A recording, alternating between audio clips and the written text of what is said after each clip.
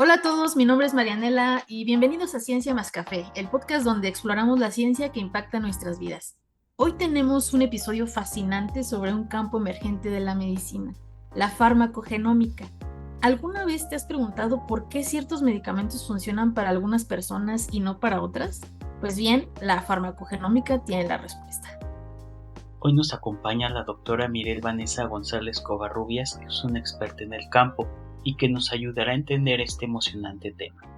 La doctora Mirel es investigadora en ciencias médicas en el Instituto Nacional de Medicina Genómica, donde su línea de investigación es la farmacogenómica.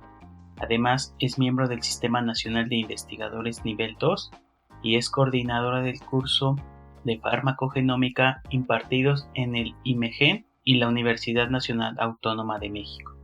Doctora Vanessa, pues es un placer tenerla con nosotros hoy. Bienvenida al podcast. Marianela y Eric, muchísimas gracias por esta invitación. De verdad es un gusto poder compartir con ustedes el día de hoy. Doctora, para empezar con la charla, ¿nos podía definir qué es la farmacogenómica? Claro que sí. Saben, existen yo creo que dos términos que vale la pena comentar para irnos adentrando al tema. Yo creo que ustedes han escuchado de forma intercambiable los términos de farmacogenética o farmacogenómica y son prácticamente intercambiables. En términos científicos, podemos definir a la farmacogenética, una palabra que la acuñe el médico alemán Frederick Vogel en 1950 y define una relación entre una o unas cuantas variantes genéticas y la eficacia o seguridad de los medicamentos. Pero eso fue en 1950 y poco a poco la tecnología nos ha permitido analizar más de unas cuantas variantes. De forma simultánea ya podemos analizar decenas, cientos y miles de variantes genéticas en un solo experimento. Entonces es que nace el término de farmacogenómica, que relaciona muchísimas variantes genéticas con la eficacia y seguridad de los medicamentos. En esta plática podemos utilizar los términos farmacogenética y farmacogenómica de forma intercambiable, pero si quieren ser muy estrictos, pues esas eran las dos diferencias. Y bueno, ahora sí, regresando a la pregunta inicial, pues podemos definir que la farmacogenética formalmente es una herramienta de la medicina personalizada cuyo propósito es seleccionar el medicamento y la dosis adecuada para cada paciente según su conformación genética, es decir, su secuencia de ADN.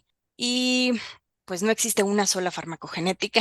Podemos poner tal vez en perspectiva las aplicaciones científicas, en este caso las herramientas farmacogenéticas, y decir que según su uso, el uso que se le da, ya sea el paciente, el médico o el consumidor, pues existen varias vertientes de esta farmacogenética. Puede ser la farmacogenética en investigación, la recreacional, la accionable, ¿ves? O sea, el tema se empieza a volver un poquito más interesante y hasta divertido.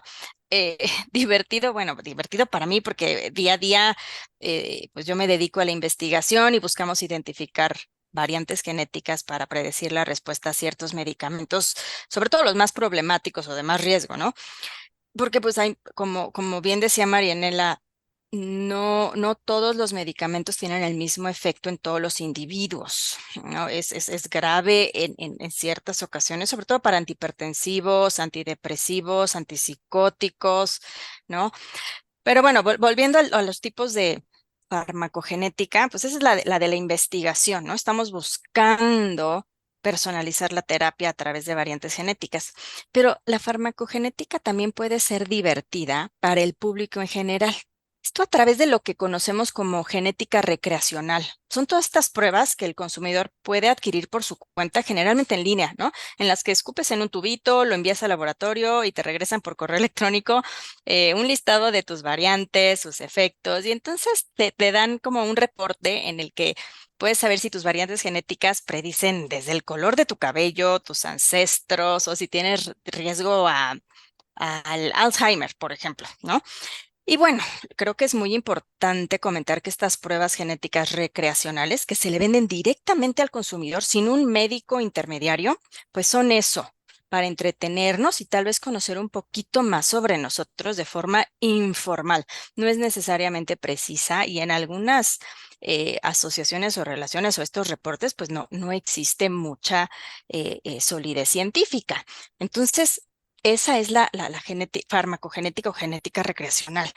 Pero cuando necesitamos un medicamento, entonces sí debemos conocer de manera más exacta, precisa y formal la genética que va a afectar su eficacia y seguridad. Entonces hablamos de lo que se conoce como farmacogenética accionable, la que tiene un fundamento científico, validado y que podemos aplicar en la clínica. Yo me imagino que esa es la que ustedes y el público estaría más interesado, ¿no?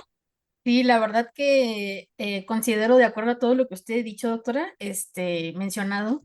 La verdad que sí es un campo como que muy interesante y sobre todo aplicable, ¿no? De hecho, tengo varios compañeros, profesores, amigos que se han hecho precisamente esa prueba, ¿no? Escupes en no sé si estaba bien dicho, pones tu saliva en un recipiente y eso lo mandas por FedEx y ya te regresan tus resultados, ¿no? Pero más bien hasta parecería que es algo más comercial que terapéutico, ¿no? O sea que, sí, exacto, Sí. o sea que terapéutico. Entonces, así como que, ¿para qué gastas Ujú. en algo que pues a lo mejor no te va a funcionar mucho? Tengo una prima que se hizo una prueba de estas, tiene un Ajá. trastorno psiquiátrico, ha sido muy difícil de tratar. Mm, mm, Se hizo una prueba y le costó como 10,000 pesos sí. creo que le fue bien, le costó como 10,000 pesos la prueba Ok. y total le mandaron un montón bueno, un montón de documentos donde decía, pues le ponían una lista de fármacos que le podían funcionar y otros no, y qué clase de enzimas carecía en su cerebro que podrían estar Ok. desencadenando pues este trastorno psiquiátrico. Entonces, básicamente fue con el neurólogo y le dijo, esto la verdad es que es muy ambiguo. Ujú. Obviamente no le dijo desperdiciaste 10,000 pesos, pero finalmente pues el neurólogo optó pues por la neurología tradicional de acuerdo pues los avances que hay en el campo de la neuropsiquiatría, etcétera, etcétera. Pero a ver, regresando, pues sí, la farmacogenómica como que sí tiene como que varias aplicaciones, pero considero que también se debe de saber hacer, ¿no? O sea, dirigida, bien pensada, como que eh, si lo amerita, ¿sí me explico? Claro. Entonces, Sí, entonces, sí, estoy doctora, totalmente de acuerdo. Sí, sí, adelante, ajá, Marianela. entonces, entonces, doctora, específicamente, en una oración, ¿cuál podría decir, o dos, cuáles son los principales objetivos de la farmacogenómica? Sí, bueno, sí, estos objetivos pues prácticamente son de libro de texto, ¿no? Ujú, Te, sí, te sí, los, sí, te puedo enunciar estos objetivos, sí, nada más darle un poquito de contexto. Como tú bien dices, existen las pruebas al consumidor y habrá que saber diferenciar y que el médico sepa diferenciar, así como el paciente, de qué pruebas son recreacionales y qué pruebas vienen de un laboratorio validado y que la prueba realmente certificado. sea. Ujú. Sí, a ver si ahorita nos adentramos un poquito más a las características de las pruebas, pero pensando, como tú dices, en los objetivos de la farmacogenómica, hoy en día se habla mucho de medicina personalizada y la verdad es que desde, no sé, tiempos de Hipócrates, hace unos que será 500 años, la medicina siempre ha querido individualizar la terapia.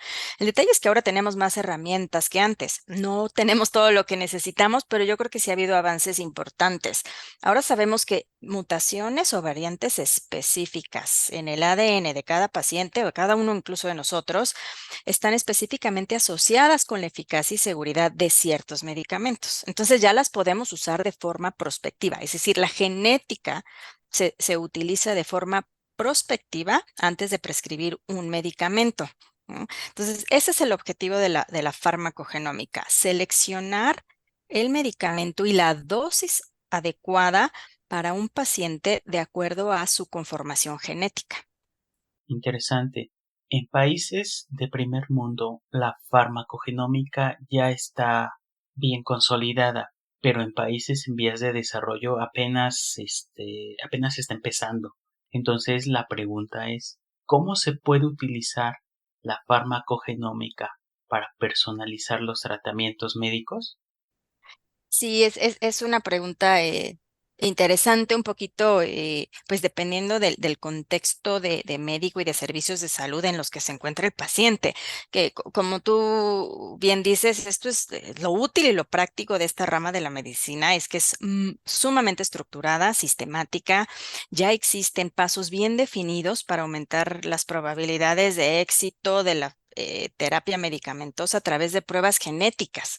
Entonces, ¿cómo se hace esta personalización o este tratamiento médico usando farmacogenómica? Pues básicamente, como cualquier prueba genética, requiere de tu ADN y este puede venir de una muestra de sangre de a lo mejor un análisis de rutina, de si eres un paciente en un hospital o incluso un ambulatorio, se te toma una muestra de sangre, incluso ya hay muchos protocolos que solamente es muestra de saliva, se extrae ADN y para hacer buen uso de estas pruebas genéticas hay que tener muy claro tres conceptos importantes en la regulación en salud. Hay tres conceptos importantes en lo que son pruebas genéticas que aplican a la farmacogenética, ¿no? Los primeros dos son la validez clínica y la validez analítica de esta prueba genética o farmacogenética en nuestro caso, ¿no? ¿Esto qué significa? En pocas palabras, quiere decir que la mutación o la variante genética que vamos a investigar en un paciente determinado está bien documentada, investigada, analizada y que la relación entre la genética y el fármaco ha sido validada en un suficiente número de pacientes. Estamos hablando de miles y que ha sido validada en diferentes poblaciones del mundo, o sea, no solamente en europeos o en asiáticos, sino en diferentes poblaciones del mundo. Y que esta asociación, que generalmente es a través de ecuaciones matemáticas muy, muy sencillitas, bueno, pero debe estar bien caracterizada, implementada por un laboratorio acreditado y que esta relación entre genética y fármaco sea estadísticamente significativa. Y esto nos lleva al siguiente concepto. Les decía que son tres conceptos importantes en regulación en salud para que estas pruebas puedan ser implementadas. Validez clínica y validez analítica, que son estas que ya describimos. Y el tercer concepto muy importante es la utilidad clínica. Esto significa que si bien existen muchísimas relaciones matemáticas entre la genética y los medicamentos, incluso muchas válidas y estadísticamente significativas, pero puede ser que estas relaciones sean pequeñas, es decir, que impacten sutilmente. Entonces su aplicación no es relevante para la seguridad y eficacia del medicamento. No es útil la prueba. Puede ser clínicamente válida y analíticamente válida, pero en la clínica no es útil porque el uso de estas Ujú. variantes no va a cambiar la terapéutica del paciente. Pero si sí existe esta validez clínica, validez analítica y utilidad clínica, entonces quiere decir que hay un impacto importante de la genética sobre el fármaco. Afecta su eficacia o seguridad y por ende el tratamiento del paciente es útil al considerarlas. Entonces vale la pena buscar estas variantes genéticas para predecir la eficacia del medicamento en un paciente particular. No sé si, Sí, la verdad que lo que menciona es súper interesante, doctora, estas tres fases, porque ya no solamente tiene que ver como que la ciencia dura, sino también la cuestión de regulación, ¿no? De regulación, legislación, etcétera, etcétera. O sea, tiene que cumplir estos tres como requisitos que a pesar de que puede funcionar, por ejemplo, en los estudios, por ejemplo, en los estudios preclínicos o en los estudios de fase uno fase 2 pero ya resulta que en el paciente individualizado el resultado no es significativo, entonces eso ya no procede. bueno, me gustaría separar estudios de desarrollo de medicamentos, que son pues, de fases preclínicas, fase uno, 2 y 3 clínicas. Esos son independientes del desarrollo de pruebas farmacogenéticas. ¿No? Ah, ok, ok. Estudios de fase uno, 2, 3 clínicos, perdón, preclínicos y clínicos son independientes del desarrollo de pruebas. El desarrollo de pruebas también tiene estas etapas, justo como estábamos platicando, y tiene que ser realizada por un laboratorio acreditado. Eso quiere decir que tiene una validez analítica porque el laboratorio demuestra, ya sabes, reproducibilidad, repetibilidad, sensibilidad, precisión, etcétera. Y la última etapa de las pruebas genéticas, pues es Ujú. su utilidad clínica. Esto es independiente a la actividad Ah, del ok, fármaco. ok, Utilidad ok, clínica ok. quiere decir que la relación genética, que es la variante o las mutaciones que vas a buscar en el laboratorio, están sumamente relacionadas con el medicamento que el médico va a prescribir y que esta relación tiene un tamaño, tiene un impacto significativo que afecta la vida del paciente, pero sí como dices, independiente del desarrollo del Ah, ok, ok, medicamento. ok. Ujú. Ajá, entonces para entender, así como para que nuestro auditorio comprenda un poco mejor, ¿nos podría dar ejemplos específicos de medicamentos que se ajusten según el perfil genético del paciente? Ay, claro que sí, esta es muy, Ujú, muy buena pregunta. Yo creo que porque se cree que la farmacogenética o estas herramientas que suenan genómicas o las herramientas ómicas, pues son algo que ujú, no pertenece a la vida diaria, pero la verdad es que en particular la farmacogenética se usa ya desde hace varias décadas. Hay una ujú, organización internacional que, bueno, tiene sede en los Estados Unidos, es el Consorcio de Implementación de Farmacogenética Clínica, la CEPIC, por sus siglas en inglés. Esta institución realiza una revisión, validación extensiva de la relación entre la genética y los medicamentos.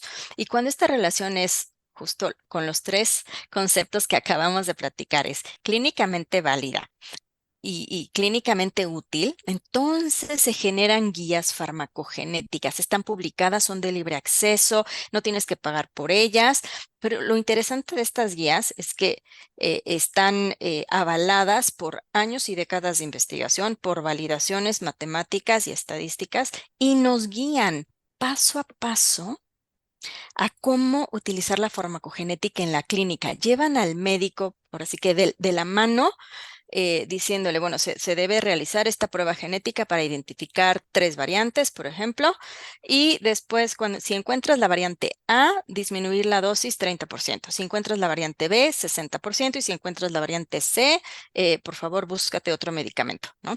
Básicamente, todas las guías existen hoy. 30 guías que dictan parte de la farmacogenética para unos 70 medicamentos y llevan al médico así de la mano, ¿no? Un ejemplo clásico es el ujú, tamoxifeno. Es pues, se utiliza prácticamente para cualquier caso de cáncer de mama. Y ujú. bueno, dependiendo de la edad y la severidad y el subtipo del cáncer de mama será el tratamiento, pero en muchísimas ocasiones se da el tamoxifeno por hasta 5 años, ¿no? Este es un medicamento que necesita de una proteína específica para ser activo, porque el tamoxifeno per se Ujú, no tiene tanta ujú. actividad, necesitamos activarlo. Pero si esta proteína está mutada, lo cual Ajá, podemos averiguar a través de pruebas farmacogenéticas, entonces si ya no está le va a mutada funcionar. exactamente ese medicamento ya Mm, no tiene eficacia alguna.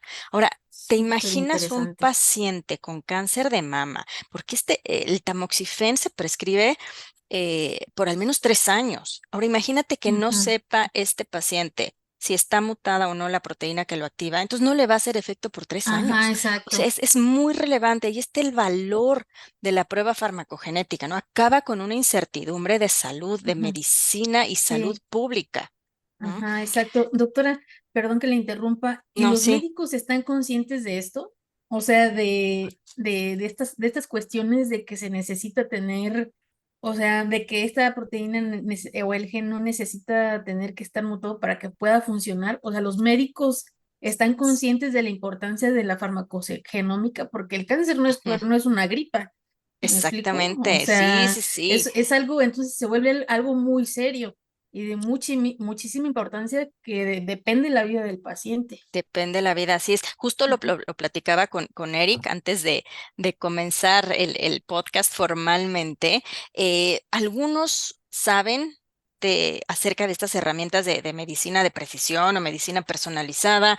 Algunos médicos ya toman cursos de farmacogenética, pero no es algo que esté completamente bajo difusión. Te imaginarás que Ujú. diferentes generaciones de médicos pues han tenido acceso a diferentes etapas de formación. Entonces, Claro. lo que tú comentas es sumamente importante. Necesitamos un programa de educación continua o de actualización a nivel nacional, tal vez, ¿no?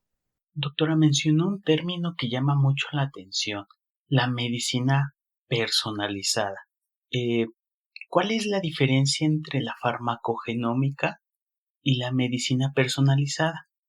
¿O ambos van de la mano? Mira, bueno, la medicina personalizada, pues es una estrategia muy amplia, muy general. Realmente la farmacogenómica es una herramienta de la medicina personalizada. ¿Sí? El paciente, los seres humanos somos sumamente complejos, no nada más necesitamos medicamentos, ¿no? Necesitamos un entorno adecuado, una nutrición, de acuerdo a nuestras necesidades fisiológicas o de enfermedad. Tenemos un medio ambiente, tal vez, no sé, vivir en la Ciudad de México con esta contaminación es muy distinto a vivir en provincia, ¿no? Entonces, la medicina personalizada abarca tu medio ambiente, cuestiones epigenéticas, estrés, nutrición, tu entorno familiar, mientras que la farmacogenética es una herramienta de esta medicina personalizada. Se va a enfocar a darte el medicamento con la mayor probabilidad de éxito de acuerdo a la genética del paciente. Ok, entonces, esto sería parte como de, también existe esta cuestión de la medicina engloba, medicina personalizada engloba todo esto, ¿no? Ambiente, epigenética, comportamientos y conductas, hasta creo que la cultura, la ética, Claro, claro, sí. y las herramientas podrían ser las denominadas ciencias ómicas, ¿no? Genómica, transcriptómica, proteómica, metabolómica. Y entre ellas estaría la farmacogenómica, doctora. Entonces, Sí. interactoma, microbioma, sería toda esa cuestión. Siempre y cuando tenga una aplicación en la medicina. Por eso Ajá, fíjate ok. que al principio te decía, bueno, es que hay diferentes tipos de farmacogenética, ¿no? La recreacional, la que es como para hacer pruebas genéticas en internet y divertirnos un poco. La de investigación, por ejemplo, nosotros realizamos investigación en farmacogenética de antihipertensivos y antidiabéticos, pero los resultados que nosotros tenemos, obviamente no se están implementando en la clínica, son resultados con cortes de pacientes pequeñas, ¿no? Pero aquí lo importante es el término de farmacogenética accionable. Este término a lo mejor no está muy Mm, difundido, es muy ujú. técnico, ¿no? Accionable quiere decir que tiene una validez a nivel internacional, validez clínica, validez analítica, está reportado en diferentes poblaciones del mundo, está reportado en miles de pacientes y está validado por diferentes grupos de investigación. Esto es la farmacogenética accionable, la que hoy Ok. en día se puede implementar en la clínica. Ujú. Sería muy poco ético de mi parte intentar implementar alguna variante que yo encontrara para la, no sé, la Ajá. prescripción de captopril o de Ujú. losartán, ¿no? Que nos dedicamos a la parte de antihipertensivos. Eso es imposible. Toma un proceso largo para llegar de la farmacogenética en investigación a la farmacogenética accionable. Accionable. Ujú. ¿Y accionable sería a corto plazo, doctora? ¿A mediano o largo? Accionable quiere decir que ya está siendo Ya. utilizada, implementada en la Ok, ok. clínica. Hay Ok. si ustedes buscan en Internet, el Consorcio Internacional de Implementación de Farmacogenética Clínica, ya está el listado de 30 guías accionables. Es decir, tú vas e imprimes, vas a dar el día de hoy, te voy a decir que hay para diferentes antidepresivos como fluoxetina, antidepresivos tricíclicos, acenocumarol, Ujú. clopidogrel, efavirenz, todos estos medicamentos que te menciono ya tienen una guía, vas, la buscas y la sigues paso a paso. Son 3 pasos clásicos, realmente no hay cómo equivocarse, ¿no? Te dice, búscate estas 3 variantes o 15 variantes y dependiendo de lo que encuentres, los genotipos, ya ves que tenemos un alelo es una variante de nuestra mamá, Ujú. otra variante del papá y se hacen combinaciones de estos genotipos. Entonces, la guía ya te tiene una lista de genotipos y las combinaciones que puedes tener de mamá y papá y te dice qué hacer para cada genotipo. Te dice, o esta es muy relevante, bajar la dosis en un 30%, o con esta variante no pasa nada, lleve al paciente a una dosis estándar. Entonces, ya, afortunadamente, esta farmacogenética accionable es la que ya está siendo implementada. Entonces, son las que ya están en las guías médicas y que ya los médicos, pues ya se las saben. Tienen acceso a ellas, eso es lo importante, Ah, libres, o bueno, sea, no hay que ok. pagar nada, nada, está todo de libre acceso. Recientemente había visto una noticia de una empresa que se dedica a tomar el perfil genético de los pacientes. Em, Todos estos datos los suben a sus servidores, pero pues estos mismos servidores fueron hackeados. Entonces los datos recopilados de todos los pacientes fueron sustraídos, comprometiendo así la privacidad de los pacientes. Entonces aquí surge una pregunta: ¿cuáles son las consideraciones éticas en la aplicación de la farmacogenómica sobre la privacidad del uso de los datos genómicos? Sí, es un caso ese particularmente difícil. Creo que es bien importante esta pregunta en el sentido de que para que se realice una prueba genética, no es como ir al chopo y decir, necesito una prueba de glucosa, ¿no? Lleva un par de pasos adicionales que le da formalidad.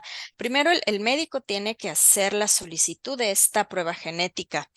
Si se va a realizar dentro del mismo hospital, entonces el paciente firma un consentimiento informado, donde se le explica al paciente qué tipo de información se va a obtener a través de esta prueba genética y el paciente debe pues firmar diciendo acepto o no acepto, ¿no?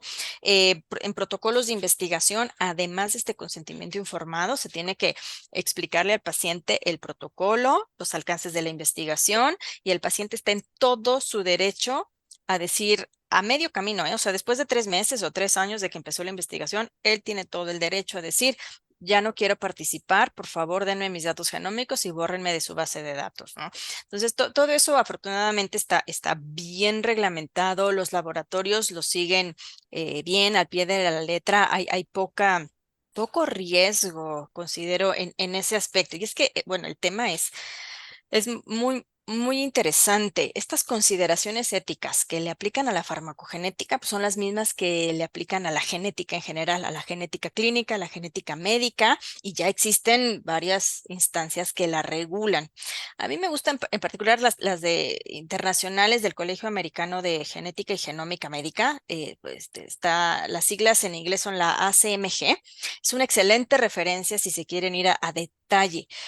Las recomendaciones de esta organización se basa en lo que conocemos como hallazgos incidentales. Viene de una traducción tal vez un tanto burda del inglés, ¿no? Que se conoce como incidental findings, que se refieren a cuando el laboratorio, sí, quien está haciendo la prueba genética, pues identifica variaciones o mutaciones genéticas que no se buscaban, pero que las observan y que afectan o afectarán la vida del paciente o sus familiares. Entonces, ahí viene de verdad el problema ético y bioético. Surgen dilemas que han sido pues foco de investigación en la ley, en la ética, en la bioética por muchos años, ¿no? Por ejemplo, al tener información genética nueva, imprevista, que ni el paciente ni el médico buscaban, pero que van a afectar a esa persona, pues lo primero que te preguntas es, bueno, ¿se le debe de informar al paciente de este riesgo genético o a sus papás o al seguro médico o qué tal a los hermanos? Y bueno, se han preguntado, ¿qué tal si el paciente no quiere saber? Entonces, pero no se espanten, o sea, yo me, me Sí, hay emociona el veces que tema, ¿no? dices, sí, sí, Pero sí. no. En farmacogenética yo creo que es lo bonito de esta herramienta que está muy bien acotada. ¿Por qué? Pues porque estas guías que les platico de las guías farmacogenéticas accionables, que las que se usan, las Mm. clínicamente útiles, pues buscan variantes muy específicas relacionadas exclusivamente, en la mayoría de los casos, con la eficacia y seguridad terapéutica. ¿Qué quiero decir? Por ejemplo, si a alguien se le va a administrar acenocumarol, que es un anticoagulante que muchísima gente está en tratamiento con cumarinas, o bien Ujú, clopidogrel, que es un antiplaquetario muy prescrito, que se conoce como Lipitor, que es el nombre comercial. Estos dos medicamentos, por decir un ejemplo, bueno, tienen una prueba genética y se buscan variantes que dicta la guía en los genes 12.9 y 12.19 de una enzima específica que se llama el citocromo P450, ¿no? Entonces, la ujú, guía dice, búscame estas variantes en los genes CYP12.9, CYP12.19. Ya se llevan al laboratorio y se buscan esas variantes. Es decir, no te vas a tropezar con estos hallazgos incidentales, porque la prueba ujú, genética solo te va a dar resultados para lo que estás buscando, ¿no? Eso es en exacto. farmacogenética prácticamente la regla, ¿no? Ujú. Pero cuando hablamos generalmente de cáncer o de casos raros en la clínica, graves, como el que mencionabas, Marianela, de tu eh, prima, Eh, creo, ¿no? Prima de una amiga. Es la prima de una amiga, exacto. Sí, siempre es la prima de una amiga. Eso, oye, pues ahí no sé qué técnicas usaron. Ajá. Si son técnicas más generales y menos dirigidas como la farmacogenética, como yo no sé si le hicieron secuenciación de regiones amplias de DNA, Ajá. o tal vez Sí, hicieron, la verdad es que no tengo ni idea. Ella no, creo que no me mostró, ya no me acuerdo, fue hace un par de años, ujú, pero fue una empresa ujú, norteamericana la que hizo el estudio y básicamente lo que detectó, tú no tienes esta enzima. Entonces, estos fármacos, este y este y este, no te va a funcionar. Como la lista fue tan amplia, así como que, ¿de ujú. dónde escojo? O sea, nada me va a funcionar, o sea, ¿sí me explico? Claro, Y, es como le decía el ajá, médico, ¿no? Es muy ambiguo, esa prueba es ajá, recreacional. entonces, o sea, sí, no, es como la prueba de tus ancestros, ¿no? Que también está Ándale. bastante interesante, pero así Está como que, divertida, pero nada ajá, ajá, más. ajá, exacto, pero cuando estamos hablando de un padecimiento serio, psiquiátrico, cáncer Ujú, cardiovascular, etcétera, etcétera, sí, pues ya no se trata de que, a ver qué no, y pues esa gente está desesperada, ¿no? Porque lleva, o sea, varios años y sin poder llevar una vida sí. funcional. Entonces, y me llama la atención, doctora, si me lo permite, ahora que por aquí tengo una listita de, por Ujú. ejemplo, esta cuestión de desórdenes psiquiátricos. No sé si tenga algo en cuanto a fármacos, que tengan aplicabilidad de esta, como mencionaba, que sea farmacogenómica accionable, pero relacionada con los fármacos que tratan desórdenes psiquiátricos. Hay Por algunos, no ejemplo, todos. ¿Cuántos ajá, fármacos hay sí, en psiquiatría? Muchísimos, ¿no? ajá. Entonces, hay uno que precisamente, hay un gen que se llama HTR2A, Ujú. eh, y eso es que no sé cómo Es el mencionarlo aquí. receptor de la hidroxitetamina de la serotonina, Ajá, sí, ajá. Y entonces le hacen pruebas para qué antidepresivo, porque exactamente. dice impacto de la clínica en la práctica, Ujú, predicción de la respuesta a la administración de citalopram. ujú. Ajá. Entonces, ¿cree que nos podría como que explicar eso que acabo de mencionar un poco más ordenado? O sea, como para mencionarlo como un ejemplo más de que no solamente cosas así orgánicas como la diabetes cardiovasculares, sino que también los desórdenes psiquiátricos que todavía es tabú porque muchas de las enfermedades son de origen idiopático, o sea, desconocido, pero que también pueden, o sea, hay una esperanza, ¿me explico? Y la farmacogenómica puede ser de gran ayuda. Sí, definitivamente. Vamos me gusta ese ejemplo porque justo salió la actualización de la guía para este tipo de antidepresivos, ¿no? Pero nada más quisiera terminar Ajá, la pregunta anterior, ¿no? anterior. De cuestiones y consideraciones éticas. Te voy a decir por qué. Porque en farmacogenética, pues la guía te dice, búscame estas 3, 6, máximo 15 variantes, ¿no? En promedio. Y entonces es difícil que te topes con estos hallazgos incidentales. Pero recordemos que a la farmacogenética pues la rigen las mismas instancias que a la genética médica. Entonces, en genética médica, farmacogénica, sobre todo en los padecimientos que tú estabas comentando, como problemas neurológicos raros o graves, en cáncer sobre todo, se utilizan técnicas de investigación de DNA más generales y menos dirigidas. Es decir, en muchos casos ya se empieza a secuenciar regiones amplias del ADN que se llaman paneles de genes, se secuencia también el exoma o el genoma completo dependiendo de pues, las posibilidades económicas, ya sea de la institución de salud o del paciente. Entonces, cuando tú secuencias estas regiones del genoma, es lógico que encuentres mutaciones de diversos tipos, incluyendo algunas que impactan la vida del paciente de una u otra Ujú, forma. Entonces, ahí es donde hay que tener muy en cuenta y seguir las recomendaciones bioéticas para proveer de información al paciente y que el médico sepa esta guía, ¿no? Estas ujú, recomendaciones responden a preguntas que prácticamente de derechos humanos, ¿no? ¿Se ujú. debe comunicar esta información? ¿Con base en qué? ¿Qué ideas, valores o expectativas tiene el paciente? Imagínate si es menor de edad, llevas a otro tipo de consideraciones. El médico también se pregunta y ¿qué va a ser justo? ¿A quién va a beneficiar? ¿A quién va a perjudicar? Este tema, yo no soy experta, es sumamente interesante, relevante para la genética en general y me da la impresión de que le falta difusión, de que todos nos involucremos, ¿no? Y yo creo que le comentaba a Eric que tal vez les gustaría entrevistar a la doctora Garbiñe Zaraguatari, que es experta en estos temas y que nos puede guiar hacia tener una medicina con marcadores moleculares Ujú. más humana, ¿no? Considerando todos estos aspectos éticos y bioéticos. Em, pues sí, sí, eso es como me gustaría cerrar la pregunta anterior, antes de pasar a la pregunta técnica de Marianela, es antidepresivos, ¿verdad? Me decías que es Ajá, citalopram. sí, El es citalopram. citalopram es un inhibidor de la recaptura de serotonina. Ajá, citalopram, Y ajá. sí, pertenece a una familia de antidepresivos y ya tiene Ujú, muchos años la guía farmacogenética de tener casi 10 años la guía farmacogenética para la dosificación de este tipo de medicamentos y está basada principalmente en los genes del citocromo P450, que son el 2D6 y el 2C19, ¿no? ujú, Entonces, si tú sí. determinas unas variantes en esos dos genes, puedes prácticamente prescribir o ajustar la dosis para esta familia de medicamentos que son los inhibidores de la recaptura de serotonina.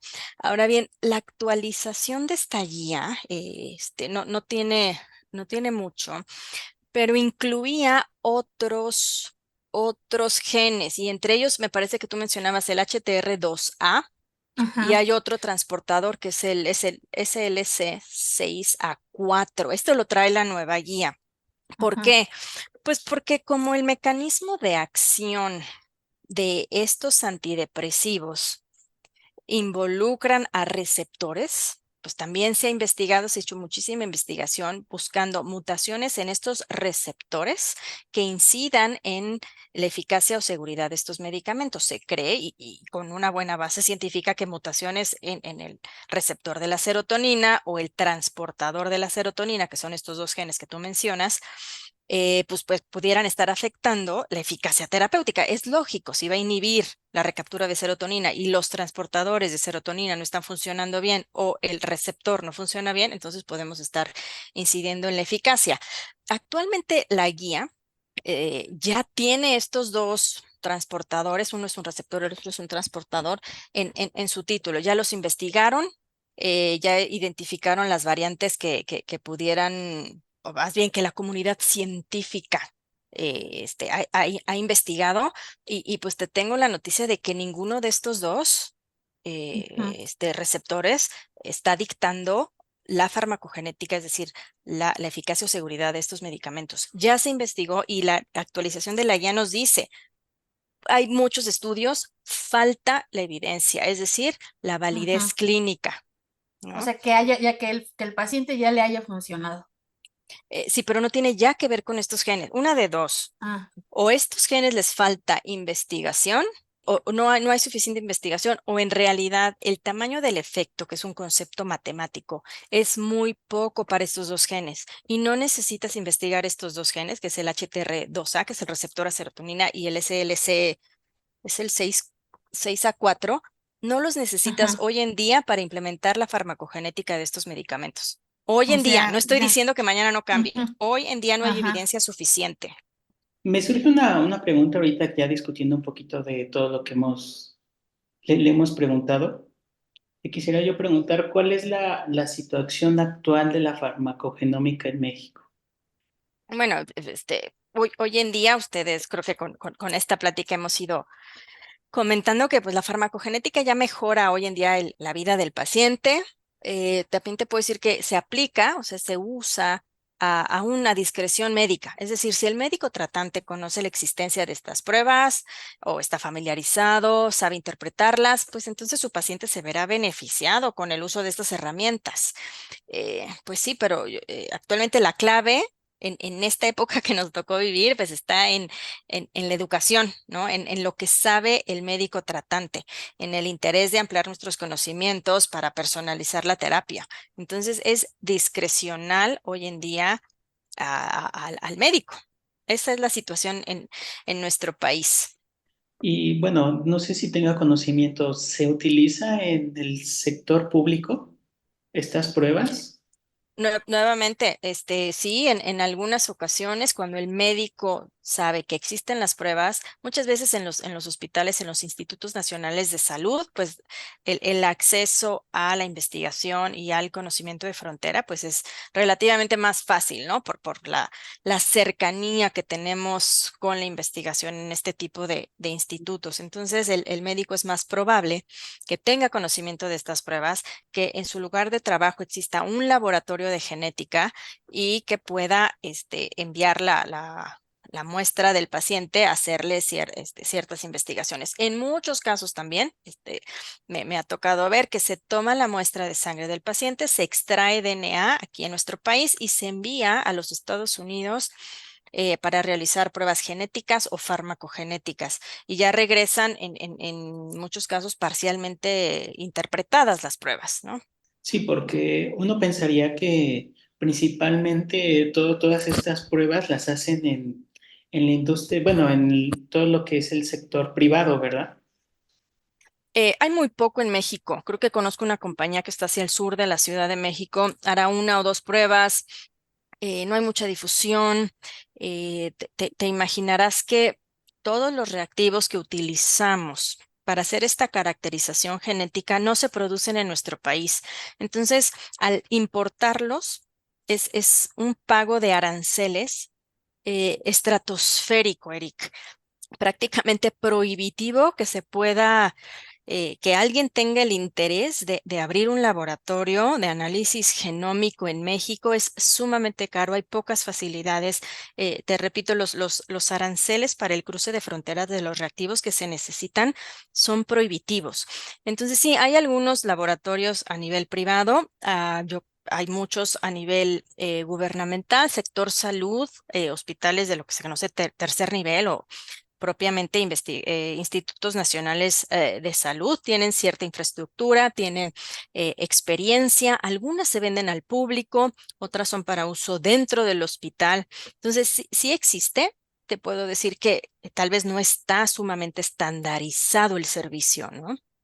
Doctora, y en ese sentido, ¿usted podría decir que eso sería uno de los desafíos actuales en la implementación de la farmacogenómica en la práctica clínica rutinaria? ¿O cuáles serían esos desafíos que actualmente se está enfrentando esta nueva herramienta para el diagnóstico en la práctica Híjole, clínica ajá. rutinaria? Y bueno, yo te puedo dar mi opinión. Ujú. Obviamente Sí. habrá quien difiera y muy válido también, ¿no? Ujú.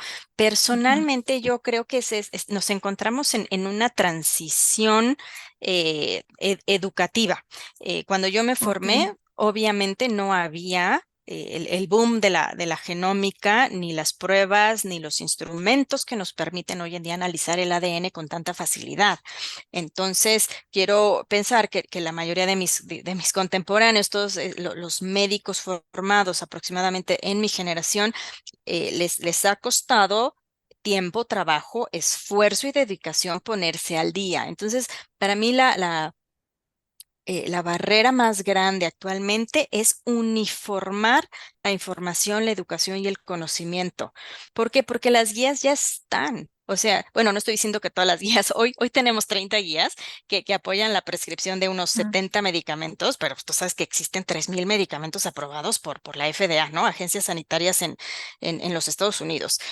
No estoy diciendo que haya guías para todo, pero hay 30 guías accionables. ¿Por qué no empezar por ahí?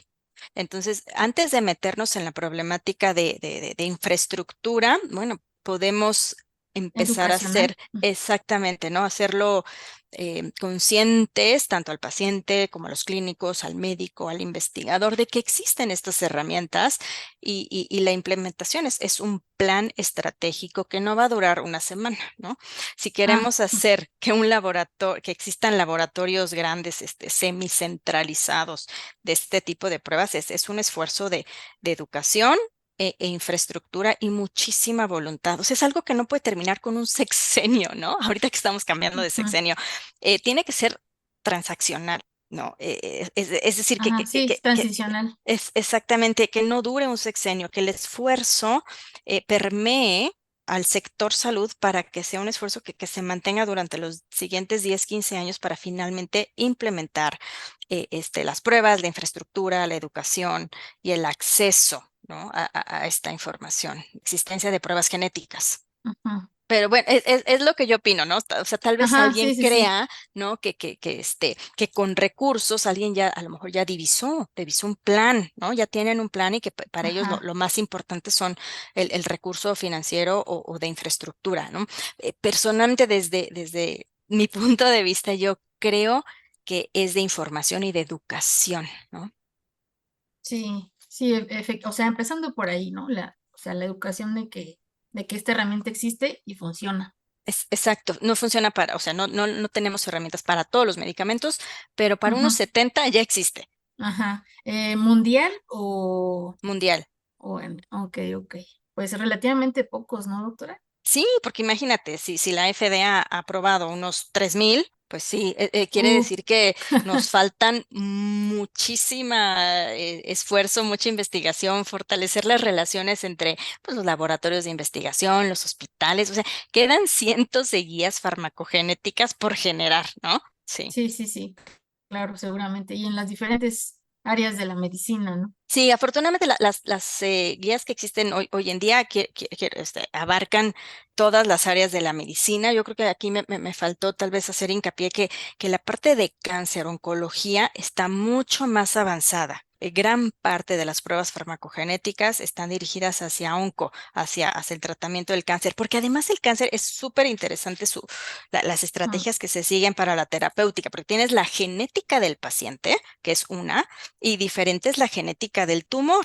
Entonces, la genética del paciente te puede dictar cierta prognosis, susceptibilidad, riesgo y demás. Y luego la genética del tumor también te puede dictar, por otro lado, en complemento con la genética del paciente, si va a haber resistencia, si le va a hacer efecto o no el medicamento. Entonces, la parte de genética en oncología es más compleja, Ajá, pero sí, también sí, tiene sí. más avances, ¿sabes? Eso es lo Ajá, interesante. Hay muchísimos avances. Hay paneles de genes que ya los mandas a hacer y puedes saber si tu paciente debe va a recibir el responder o no. medicamento A, Mm. B y C exactamente y qué pronóstico tiene, ¿no? Sí. Ok. A mí me gustaría que empapar a todos, o sea, decirles al público que todos estamos en riesgo. ¿Qué quiero decir? O sea, la verdad es que ningún paciente es un paciente promedio o ningún individuo es promedio. Todos sin Todos somos importar diferentes. ancestría, cultura, Ujú. denominación geográfica. Todos sufrimos reacciones adversas o falta de eficacia de algún medicamento.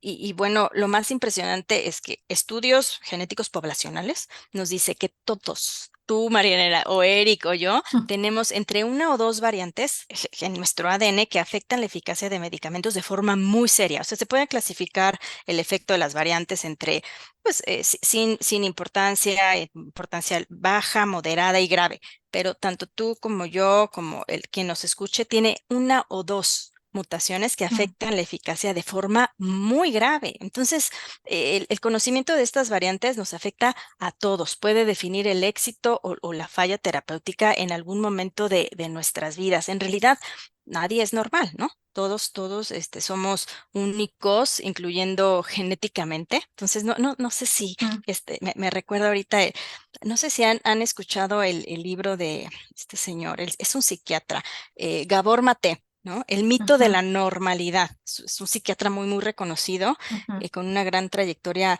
profesional y bueno, nos habla de que el individuo promedio no existe. O sea, sí existen procedimientos promedios, dosis estándar, pero pues el individuo tenemos una individualidad clínica única, valga la redundancia, ¿no? ujú. Sí, sí, sí.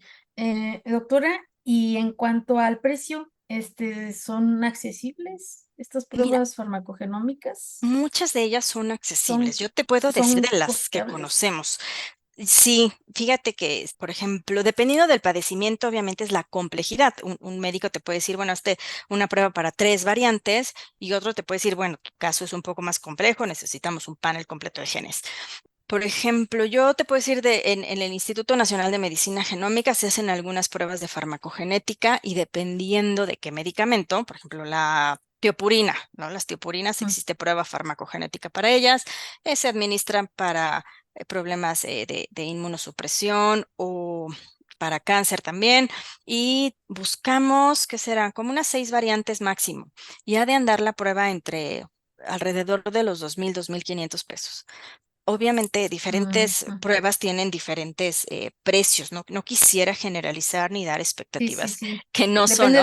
del número de paneles. Ajá, O la complejidad, ¿sabes? Hay algunas variantes que ajá, están en regiones bien difíciles de secuenciar o que técnicamente tienen una complejidad mayor y bueno, pues esas requieren de estrategias o de reactivos distintos, entonces puede aumentar ujú. el precio, pero pueden ir de los 2,000 hasta los 40,000, 50,000 pesos, ¿no?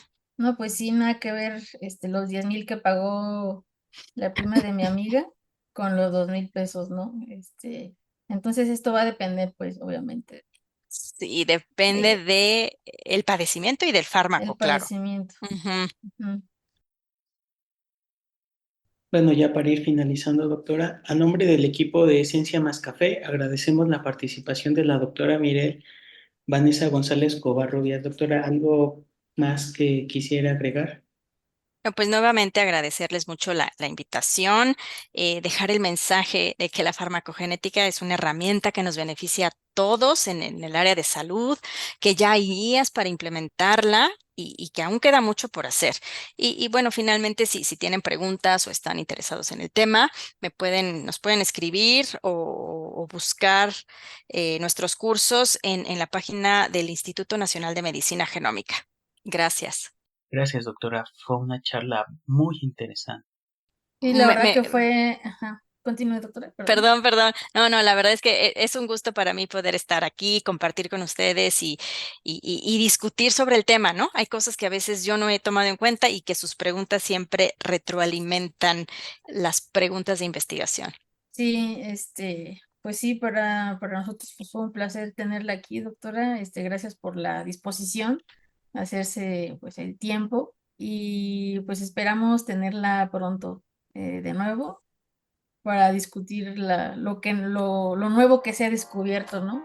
En la farmacogenómica. Claro que sí, Mm. yo con muchísimo gusto. Si te gustó este podcast, suscríbete y comparte. Si deseas participar en algún episodio del podcast, mándanos un correo a cienciamascafé@gmail.com.